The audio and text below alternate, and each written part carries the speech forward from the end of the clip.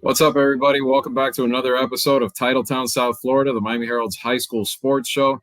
I'm Deputy Sports Editor Andre Fernandez, and I'm joined once again by sports writer slash David Wilson Esquire pretty soon down the road as he continues to his venture into trying to be an attorney while still sports writing. We both were at the Broward Showcase last week, and the season is well underway now. And once again, South Florida showed up. I mean, there were a couple of exceptions, unfortunately. A couple of teams fell short, but for the most part, South Florida again. And we're going to include not just Broward. We're going to include those two teams from Dade County that went up and kicked some butt up in Central Florida. But David, a good start to the season once again by Dade and Broward's best. Yeah, before we get into anything else, we should just shout out the Broward Showcase, which was really good in year one and even better in year two. That's an awesome event that they've put together here over the last couple of years. Obviously got all the big private schools involved this year too, which tend to be a lot of the powers in Broward. And as we're going to talk about, some of the smaller, not smaller schools, but some schools we don't talk as much about, got a really good spotlight on them as part of the event as well. Yeah, the BCAA does a great job with this. I mean, they really have. I mean, them and all the sponsors involved, Dave and Buster's and so forth.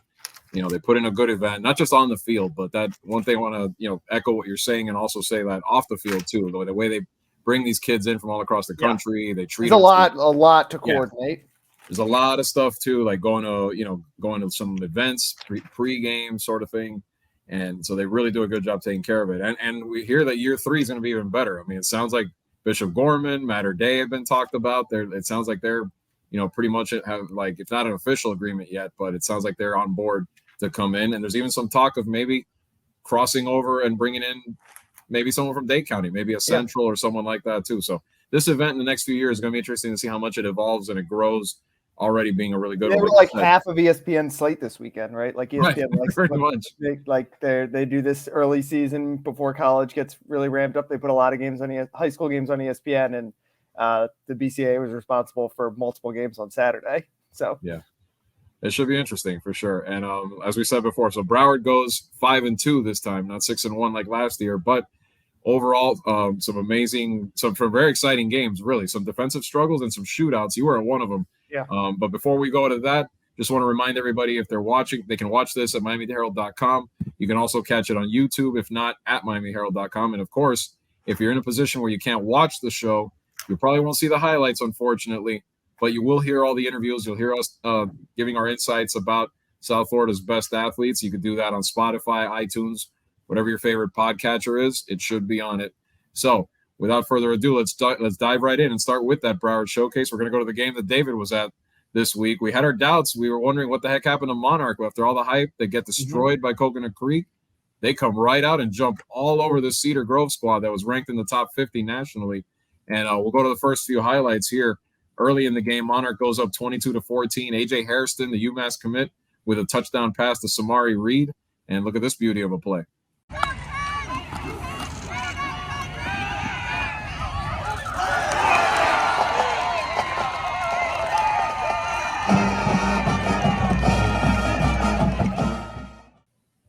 So then this game kind of continues to go back and forth, and now Hairston finds his other stud wide receiver, the sophomore Jabari Brady, one of the best sophomores in the country, and this gets them up 30-21.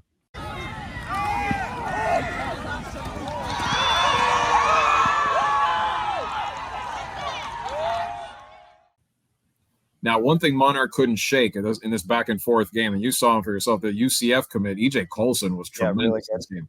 5 touchdown passes. Here's one of them right here.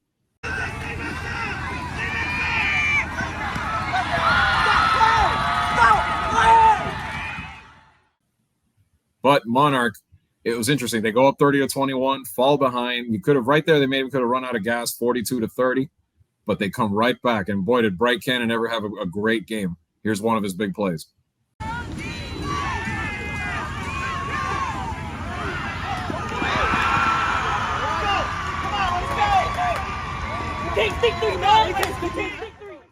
And then not just on the offensive end, but Cannon comes back, makes the key forced fumble there at the end, seals the deal for Monarch.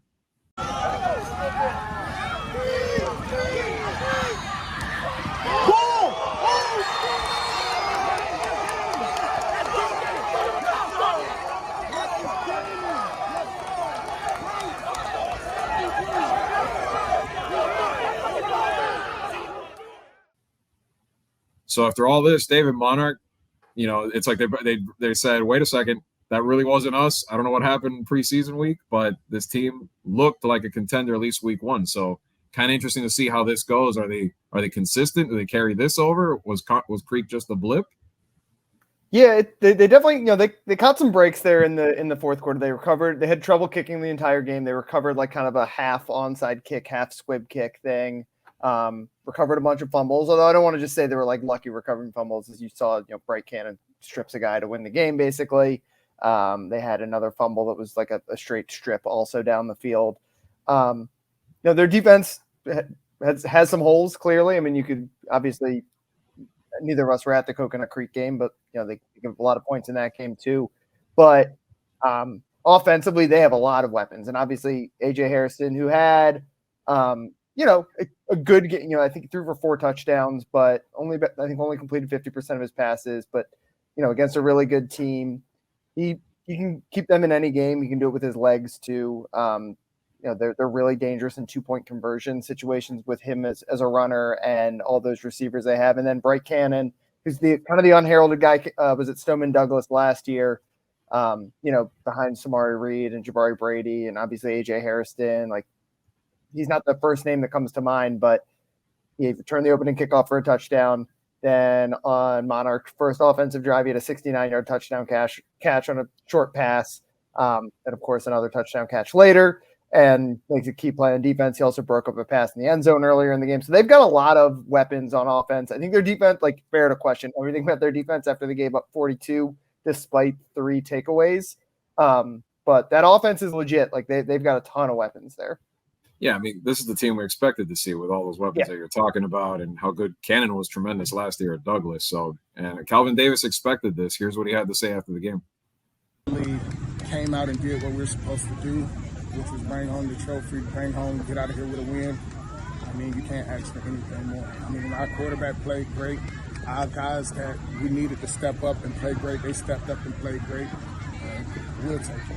Yeah, I know you guys have pretty high hopes for this season. Was a win like this, I mean, even just playing a game like this, how important is that for where you guys want to go this year? I mean, I think for us, with our expectations and us talking about going deep into the playoffs, games like this against a team that has won state championship in the last 2 years, played in the state championship last year, I think it just catapults us to another level. It kind of gets us where we knew we should be, but now we could continue to build, go back, make some more adjustments, make some improvements, and just go from there. Coach, what about the play of Clayton tonight? I mean, first he takes the kickoff for a touchdown, has a couple receiving touchdowns, and then when you need a play at the end, he grabs the ball. Well, Clayton has always been a player. And I would talk to those guys earlier this week about our best players needing to step up and make plays. And I think after last week, he had a fumble, he had a drop, he made some mistakes. He came and said, Coach, it won't happen again. And this week, he just came back and he just played awesome. Yeah, and looking at the way they were able to just open it up, I mean, if they can get the defensive side of the ball going, they can be the team that they're expecting to be, to maybe make a big push. But we talked to Cannon. We could have filled the whole half of the show with just Cannon's highlights here, but let's see what he had to say after the game. He said I didn't have a good game against Creek, and I wasn't really feeling myself or whatever. So we took a bad loss, went home, cried it out, came to practice, worked hard. Day before the game, I told my quarterback, I said, we're not going home yet. We didn't go home until 7 o'clock. Practice ended at 5:30 because it was a walk. But we said, we're not going home. We're going to work on our routes. We're going to work on our chemistry. That's what we did. And you see, we came out here and performed all the receivers' game. Samari had good plays. Jabari had good plays. Kels, the running back, had good plays. I had good plays. That's just how we do it. Now, what about they needed a stop. They needed somebody to come up with a big play, and there you are landing on that fumble. They knew who to call on. What happened on that play with the quarterback running? What, did you try to strip the ball, or? Yeah, really, that's really what it was. I seen him coming, and I seen that it was in his outside hand, and he cut in. I know he likes to cut in. He was a real good cut. I seen it on film. Made sure I just got my arm in there, snatched out. Ball came out. Game over.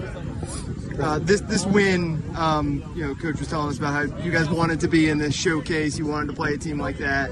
I mean, we could tell it was an important win to you guys. Yeah, we never got our respect because of our schedule. So we said put tougher teams on the schedule so they can hear about us. They're gonna know about Monarch for sure. Well, we'll be keeping track of the nights, but let's transition to a different game in the Broward Showcase. And this game I was at the other night, and it was the complete opposite of the Monarch game. His points were at a premium. It was raining. The field was wet. It was pretty disgusting on the sideline with mud traps everywhere. But somehow Western sloshed their way to a 14-10 victory over Milton, Georgia. And a big part of that was the job that quarterback Davi Belfort, we know the new transfer from Gulliver, was able to get this offense going just enough to win this game. Here's a highlight of Davi getting in, fighting his way into the end zone early on in the game.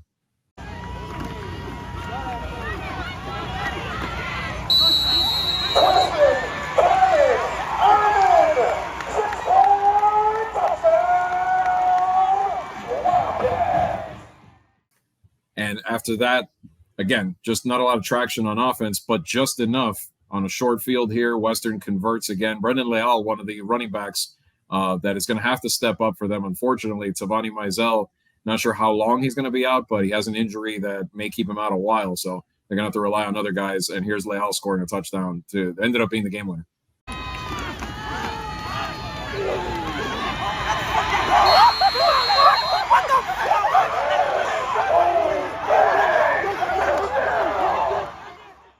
All right, so like we saw, I mean, we didn't have a highlight there to really salute Western's defense, but they did a heck of a job slowing down a Milton team with a UM commit at quarterback, Luke Nickel, who, you saw some of those passes he threw in that game. You could see why the Hurricanes are on him. I know you know a little bit about him, David.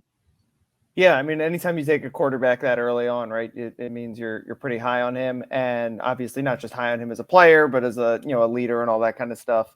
Like you said, not a whole lot of highlights for anyone on offense, I guess, in that game with the rain that was out there, but he still makes a couple of good throws. And yeah, I mean, another just a good win for Western. And, Western's a team that's for the last, as long as I've been around, has been known for their offense, right? Obviously, Colin Hurst probably would have been Broward's all-time leading passer if he hadn't had a shortened season for the COVID pandemic. Good to see them win a defensive struggle. Yeah, not always their identity. Yeah. Here's what Coach Adam Rakovich had to say about the victory. Well, first of all, I want to take my hats off to Milton. They're an outstanding football team. Quite frankly, they're on a plateau. I mean, obviously, this is one of the biggest wins in our school history, but they're on a plateau that we're striving for. A team that's won 2 state titles, it's won 5 state regionals, it's been ranked in the top 25 in the nation. I mean, that's a hell of a football team we beat tonight.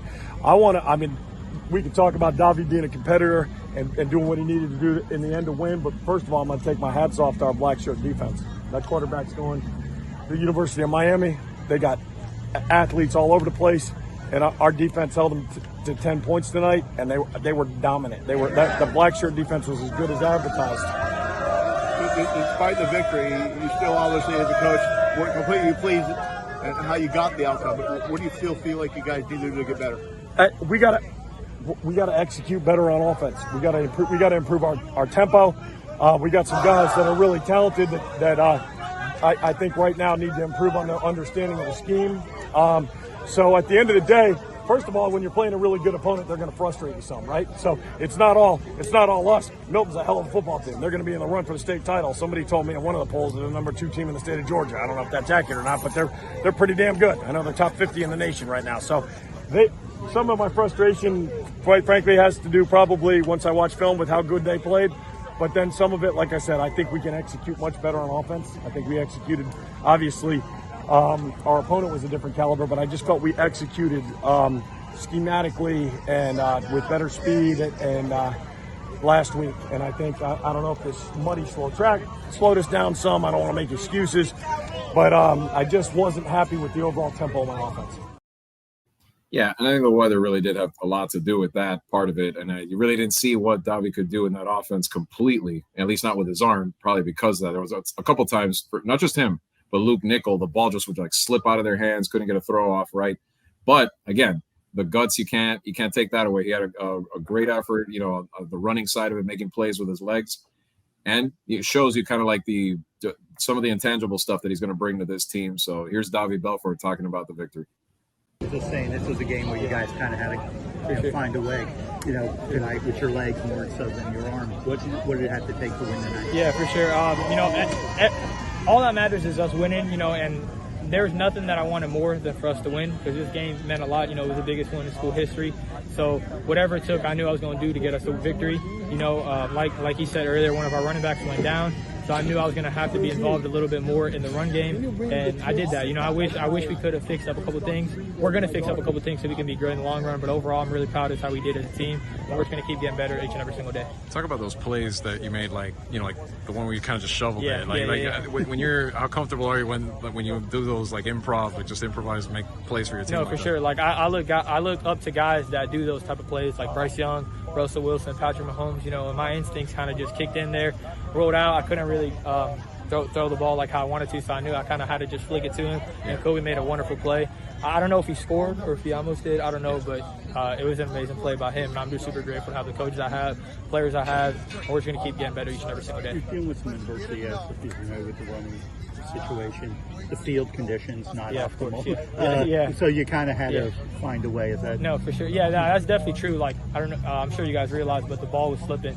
You know, both me and the other quarterback, you know, it wasn't the best conditions. But like I said, we just got to find a way to win, and that's what we did. And I'm really proud of how our guys battled through adversity and came out with the dub. And shout out to the defense, too, for holding them to 10 points. A great offense at 10 points. Huge play to run the clock out by throwing it. You could have run the ball and for sure, seen what happened. Huge. What is, you know, for you to execute that? That just kind of shows how much Coach Rack trusted me. You know what I'm saying? I knew I was gonna do whatever it took for us to win, and Chosen, our defensive end, made a wonderful play, so I'm really proud of him. Chosen Allen, the one he was talking about, made the big. It wasn't a score, but it was the big third down conversion to be able to run out the clock and end the game. And Western now will have a bye week coming up, and then face another good opponent as they'll host Coconut Creek in a couple weeks. But switching from one ACC commit, as we mentioned, Belfort, Virginia Tech commit, another ACC commit, Davion Goss had a great game, and that's for Chaminade, as they were another team that was able to prevail in one of those Broward Showcase games this past weekend. They fall behind 14-7 against St. Francis Academy. Looked like the offense wasn't doing much, but it was Chaminade's defense made some big plays to keep them in the game. And then Goss blew up 182 yards overall, scored twice in the second half, and Chaminade 35-14 passes the first big test in their gauntlet early in the season as they try to win a national title. Here's what Davion had to say. So what did it take in that second half, man, to come back? Really, all it took was keep up the same intensity that we had in the first half. We just kept getting stopped on the goal line of miscommunication. So what the speech was in halftime, we doing good, just keep our intensity up and basically focus on execution in the second half. Do you feel like you warmed down with your conditioning? You know, you were used to it maybe? Yeah, they were kind of worn down in the first half, but then in the second half, it just really took off from there. Just to win with this stuff, obviously you got a lot of good teams that you're going to face the next few weeks, but just to get started like this and get a big win it definitely boosts the confidence up for the team, and it just let them know that all the hard work we're doing paying off. So we just got to keep that intensity up and keep working hard. Yeah, I mean, we knew this was one of the best. Bullet, as they call him, is one of the best running backs all around. But I mean, I felt like there was more to that in this victory for the Lions, and we talked about the defense a little bit. One of the architects of that was Dante Simpson, who capitalized on some pressure by Zaquan Patterson. He got through on a safety blitz, and the quarterback just hits him right in the big number 90, hits him right in the numbers, takes it back 30 yards for a touchdown. They had another pick six to end the game. So really, it's Chaminade's defense that really deserves a lot of credit for pulling off this victory. Let's see what Dante had to say. Take me through that play, man. Just the ball kind of just fell in your lap and you took off. What was it like? It didn't feel real, I'm not gonna lie. The assignment in me blew up. It felt like a dream, you know. But we came out here and executed. You know, they thought they were gonna beat us, but that was good. Y'all gonna get this all year. So. Tell me about just as a group, the defense. You guys kept everybody in there. You know, the offense was struggling a little bit early, but as a defense, we got better. Last year we really wasn't good like that on the D line, but we got way better this year. You know, we just work hard in practice, keep grinding, and we dominated. The win, what does that win do for you guys? You know, as you get the season started.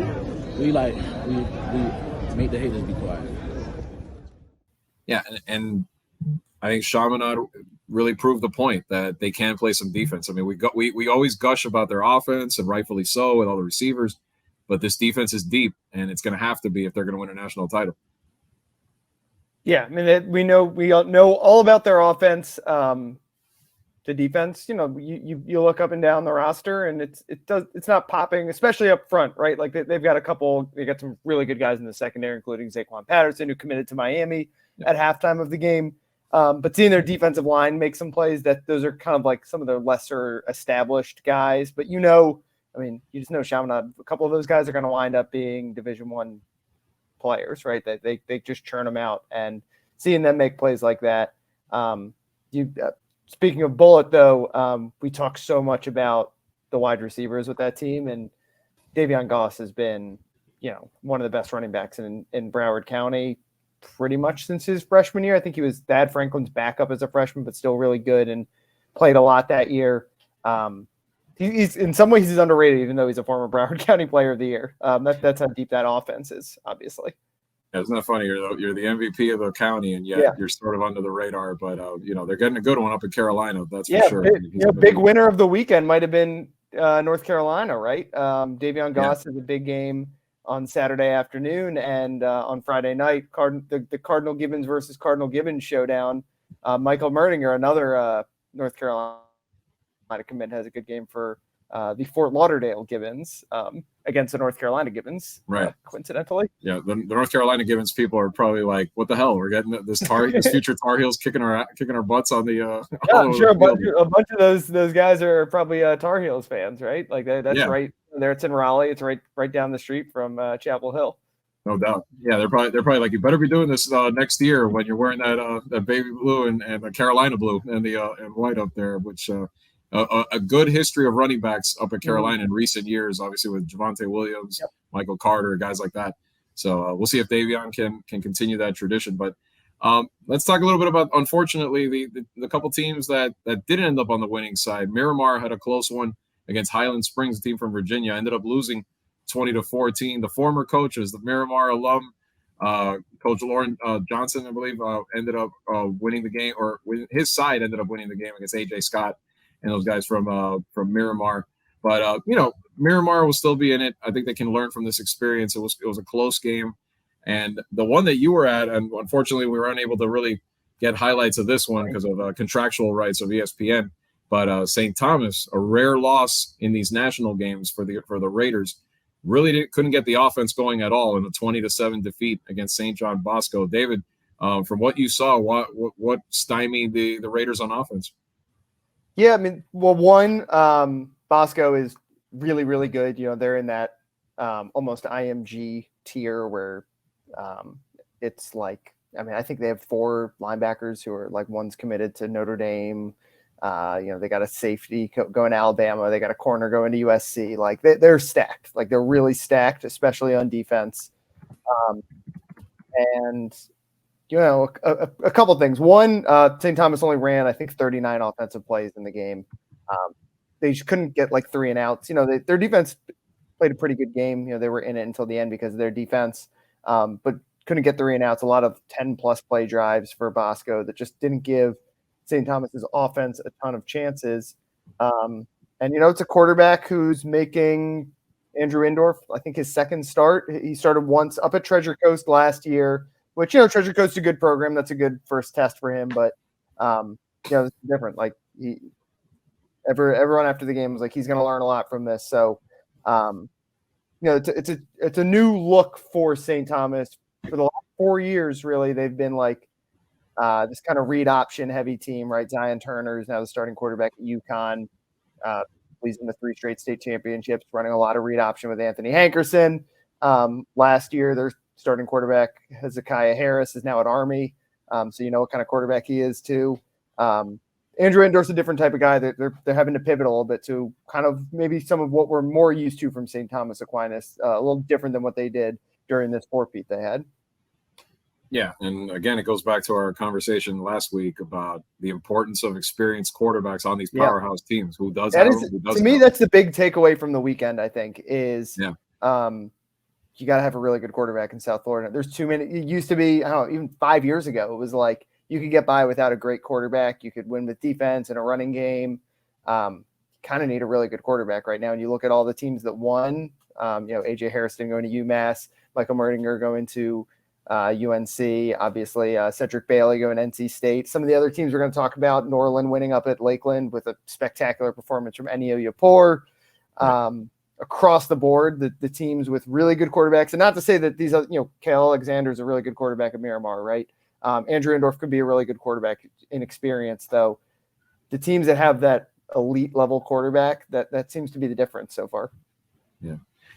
Now, before we get to the last game from the Broward Showcase, which is American Heritage, they came out on top, an impressive performance, which we'll talk about the game, but we're going to talk first. I wanted to take a minute to talk about Timothy Burrell's love, and just really one of the scariest scenes I've seen in maybe ever. And I've been covering high school football since 1999 down here. And all of us were holding our breaths the other night when we saw him hit the ground. And then especially after when we saw the way, he was being treated on the sideline. But I was personally, I think a lot of people, not just myself, but a lot of people were very happy to see him walk in the other night before the game. And, him and his mom, Denise, were gracious enough to talk to us, a couple of reporters, local reporters, and kind of tell us what exactly happened with him. Turns out when he collapsed, he had cardiac arrest, which that's what led to the seizure he had. Scary week for the family, him in the hospital undergoing treatment, under observation, but he was able to get out, and he talked to us for a little bit. He and his mom really talked to us for a little bit. Unfortunately for him, it doesn't look like football is in the cards anymore because of his health situation, but he's pursuing a similar field path, a life path as you are, David. He's trying to be an attorney. He doesn't know where he's going to do it yet, but let's just go right to the interview. Let's see what Timothy and his mother talked about, just about everything they went through. Love, the support that you all are getting from the team, the coaches, the school, the community. What does that mean to you and your family over the last week? It's overwhelming, but grateful. We're most definitely just the attitude of gratitude. We're just grateful. We're more than just a name. We're more than just a name. But to see the love just pour back into us has been amazing. Were you able by chance to see some of the medical staff? Like we're able to treat him in the moment? Every step of the way. Okay. And I'm sorry. Every step of the way. They've been there from the beginning, from the American Heritage medical team, trainers who have been excellent, phenomenal, to the staff even at the hospital, just excellent and phenomenal. Like Lou said, you all are getting obviously a lot of questions. So whatever you're able to tell us, how's your son doing right now? What's the latest? And just what's the role going to look like moving forward? He's here, and we're grateful that he's here. So, long-term going, I don't foresee any deficiencies, because despite what he's been through, there's been no deficiencies at all. One of the first things he was asking the coaches in the hospital was, what quarter are we in? When he came to, it was like, what quarter are we in? And then, well, how did I do? So just still, just all there and just funny. And he's been funny and keeping me happy for sure. I guess what the doctor said was just next in terms of his recovery. It's right now, I think, more so figuring things out. We feel like he's a walking miracle, because most definitely, I still think we can have a diagnosis, but we're all at a what, still to what. And it's more so we know what happened, so they can speak on what has happened, but not necessarily what necessarily caused it, or even a treatment plan to stay ongoing. It's just more so just watching. And just so we can accurately report, to your knowledge, and based on, I believe we spoke with the godmother earlier this week, to your knowledge, it was a seizure that turned into cardiac arrest? No, it's cardiac arrest. And then from cardiac arrest, the body seized. So he didn't have a seizure. The body seizes from the cardiac arrest. So it's cardiac arrest on the sideline. Except for cardiac arrest. Correct. Bruce, I know you're sitting there, and may not want to say much, but I asked you a few moments ago. We showed video of you before the game. all the hair. And I saw you sitting down. I said, "What's the hair, man?" So you checked your hair yesterday, correct? Yes, sir. And why you decide to do that? Oh, because, I feel like God gave me a second chance in life. So, just came back in, just cut my hair, just a second chance. So do life. Bless you. Appreciate it to be here. Yeah. Speak to just be here. It's a big night to be here with your teammates and see this event. And what does this night mean for both of you? This night means a lot to me, because I'm still a part of the team no matter what. So I'm here. I'm just happy to be here. You chose the colors tonight for the uniform, right? The uniform? Yeah. There was a dispute on what uniform we were wearing, and we stepped in and cleared it up for him so they can understand, because he was the team captain for us. If you could say, and I'll start with you, if you could say anything, to those that was there that night, saw the video, saw the story, that prayed, reached out to the coaching staff, the medical staff, and obviously you are walking in because you are still here, your mother is beside you. If there's anything that you could say to those people, who would you say? I'd just say thank you. Just bless being here. That's all I have to say. Thank you to everyone supporting us and my family. Well, I'm most definitely thank God we serve a God of second chances, and then I'm most definitely ecstatic that I can't give all the things to the medical people because we'll be having a different conversation right now. So, and then again, thank God they acted fast. Thank God they just did, what they felt. Versus, again, they felt it was a seizure, even though it wasn't a seizure, so they didn't treat it as a seizure. And here we are speaking today. And I'm just grateful. I'm beyond grateful. I'm excited about the future for this young man, attorney, Mr. Love. And I'm ready. I'm excited. I think we're ready. So again, we're all relieved, of course, but I'm happy that, hopefully this is a road to recovery for him. Some tough days ahead, of course, not just with health recovery, but also I know he wants to be around the team, even if he's not playing. I know obviously emotionally that's going to be hard because he's going to want to be out there and everything like that, but he has a good support system around him. And we're very happy to see that he's on the way, hopefully, to a full recovery and hopefully a good future. If it ends up being in the law field, hopefully he ends up succeeding in that as well. So let's continue now, and let's talk about some of those other teams. Actually, before we talked a little bit about Heritage and an impressive victory, and that's again what you were talking about, inexperienced quarterbacks. Diabell lands in that category, but he played really well against St. John's the other night, and they really dominated St. John's from the outset. I mean, maybe a little bit inspired by having Timothy back. They did that nice pregame ceremony. They honored him, gave him the jersey autograph signed by all of his teammates, and they honored the medical staff to help save his life. But maybe some of that. But at the same time, I think some stuff that regardless of the situation, good execution by Heritage to come out with that lopsided win. I think the Patriots, once they get that experience down, this team could be just as good or even better down the road than they were last year. Yep, they've got, we said they have a lot of talent. It's just young talent. Hard to replace a Brandon Innes, a Mark Fletcher, Blake Murphy, who's a really experienced quarterback for them and a Division I quarterback as well. But they've got a couple of junior running backs who are really good, a bunch of sophomore receivers who are really good, a sophomore quarterback who's really good.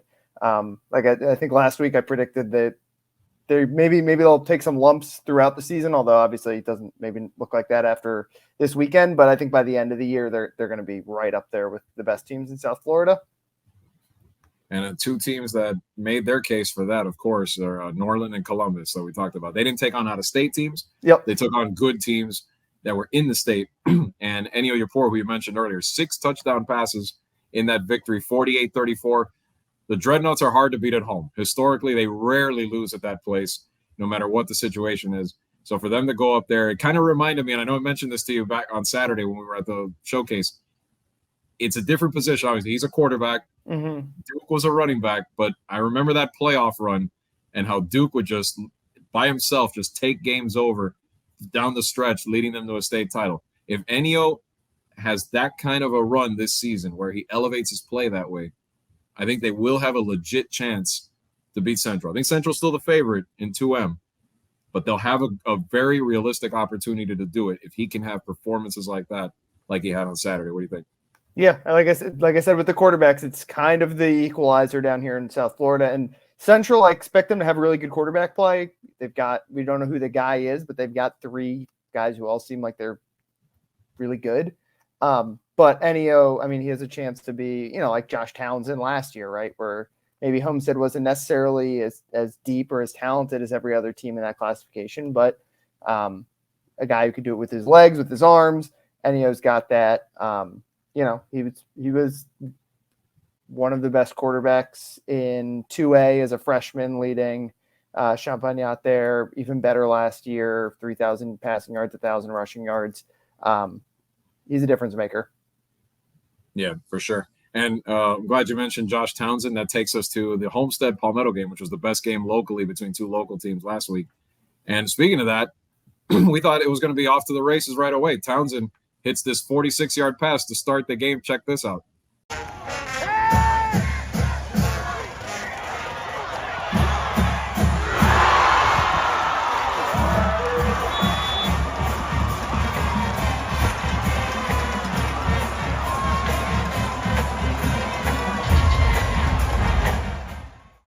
But unfortunately, for Homestead anyway, we don't have many more highlights to give you other than that, because obviously penalties aren't highlights, and they had 25 of those for 220 yards, which really contributed to why they lost that game 13-12.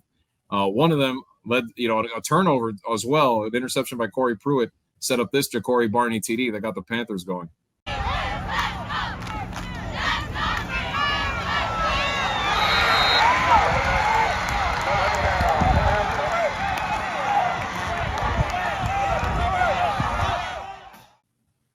And one big takeaway from this game was how much better that Palmetto defense seems to be. Here's Amen Mackey getting a sack of Townsend later in the game. Oh, get it. Good job, Mackey. Still, Homestead would come back and take the lead 12-7 on this touchdown pass from Townsend to Gatewood James.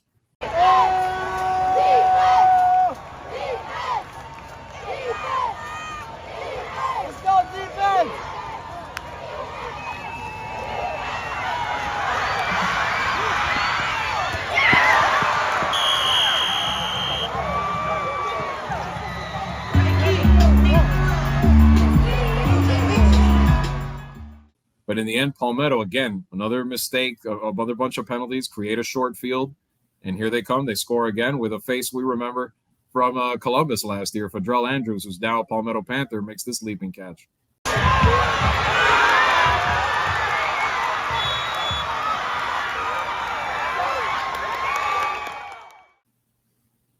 But really, the name of the game, like we said, Palmetto, their defense really impressed, and they've had some new additions on that side of the ball, Davion Dixon and others, and here's one of them, Charquez Lee, who had a great game against the Broncos.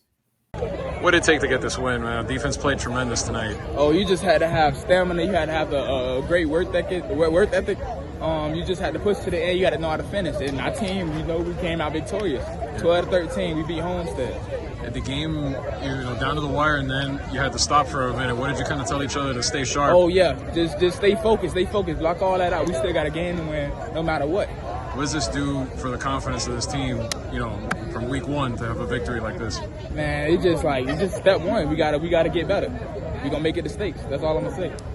Yeah. The last few years, Palmetto, I know you weren't on the team till this year, but you saw how they've had good teams, but they haven't been able to get over the hump. Why does this year you feel like it's going to be different? I swear, as soon as we have transfers, a lot of transfers, but as soon as everybody came in, we just click. Like, we do everything together. We just click. Chemistry. Yeah, so as Charquez said, I think Palmetto, now I think that kind of a win shows you that, Columbus is still the favorite in 4M, but Palmetto will have a say in what happens down in the region this year. Yeah, I was wondering when we finished up last week if maybe we were overlooking them a little bit. They have a lot of talent. They've got a guy, Ja'Cory Barney, who might be the best offensive weapon in South Florida this year. Again, Columbus is really, really good, but Palmetto is a little bit of a statement from them as well. Yeah. So let's go on forward then, and that's our recap of week 1, and we've talked a little bit about that, and just kind of overlooking what kind of may lie ahead, and that transitions to week 2. Let's make our picks for some of the best games this week, and we'll start right there. We'll start down south at Harris Field, Homestead against South Dade, the age-old battle down there. They used to call it the battle for Lucy Street. I don't know if they still do, but that was back in the day when they were both. We've seen some great meetings between these two. Now coming in, we thought we didn't think much of this matchup just because we thought South Dade was a little bit down. Mm-hmm. They just beat Carroll City 42-0 the other night. So the interesting part is how much better is this team with Chris Reed coaching now down there for the Bucks. I still don't think I don't think they're on the level of a Homestead yet, but I don't think this is going to be so much of a wipe the floor game like we might have thought earlier in the season. Yeah, they were, obviously not a great record last year, but they were really young. Like pretty much all their best players were, I think, fresh. Like Tedrick Lee was one of their best young guys. Tadarius Hughes, another one. So they're young. I expect them to kind of be on the upswing, obviously blowing out Carroll City. Even if Carroll City has a new coach too, that raises some eyebrows. But yeah, Homestead's the clear favorite in this one. Yeah, Tadarius Hughes actually picked off 2 passes in that game against Carroll City. Ja'Cory Blackman. Tavion Clayton, their quarterback, I've heard good things about. I haven't seen him play, but I know they're pretty high on him. So they've got some, and pretty much like I said, not a lot of seniors necessarily in that group either.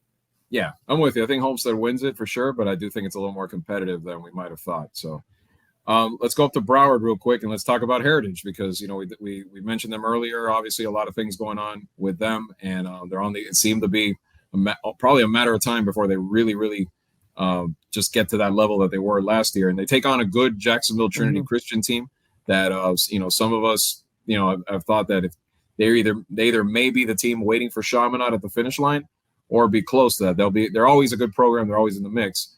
Now, after seeing what I saw from Heritage, I think they'll be fine at home. It'll be a good game. It'll be close, but I think they can pull off this one.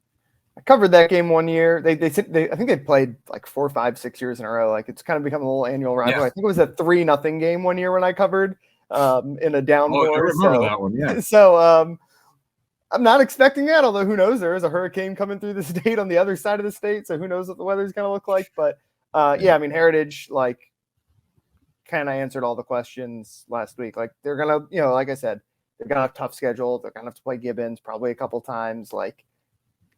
Just seeing them kind of take it to St. John's doesn't make me think they're all of a sudden undefeated, clearly like the number 2 in 2M behind Central, but they answered all the questions they could in week 1, and I like them at home in this one.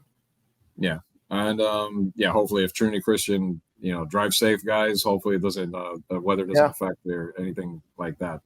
The Soul Bowl, we used to talk about the Soul Bowl in November, and all of a sudden, I don't know what this trend is of having the Soul Bowl on week 2.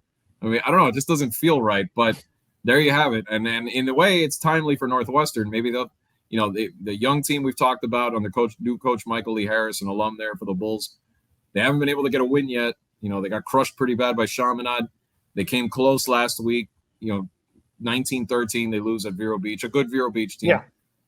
But I think, here's where they have a chance to at least experience a victory, which will be good for those kids. Will be good for everybody involved in this one. I think they've owned this rivalry for a long time. And even though they look like, they have some growing pains and everything, but it still should be enough for them to win this one.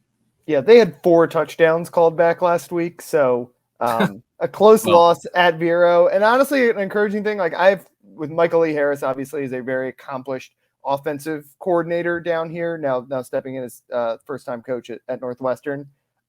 Pretty encouraging to see the way their defense played because, you wonder what it was going to look like after Max Edwards, who probably could have played us 2 at linebacker, and we still both would have had 5+ sacks. Yeah, the defensive genius of Max Edwards over there now at Booker T. But yeah, I mean, they're kind of similar in that sense to Heritage, where it's probably a matter of time before they kind of get some experience. Unfortunately, their schedule is going to be brutal, though. Yeah. I think they can get a Whereas couple. Heritage, I think, can get there this year, and we maybe already is there. They kind of blew out St. John's, which is a top 30 or whatever team in the country. Northwestern, as we said last week, probably a year or two away from getting back to where we expect them to be. But, you know, a 19-13 loss at Vero Beach, like no shame in that. Exactly. Especially knowing that the 4 touchdowns called back. I mean, that could have easily been a victory. And even 2 of them had not been. A lot of penalties. So, well, that's nothing new.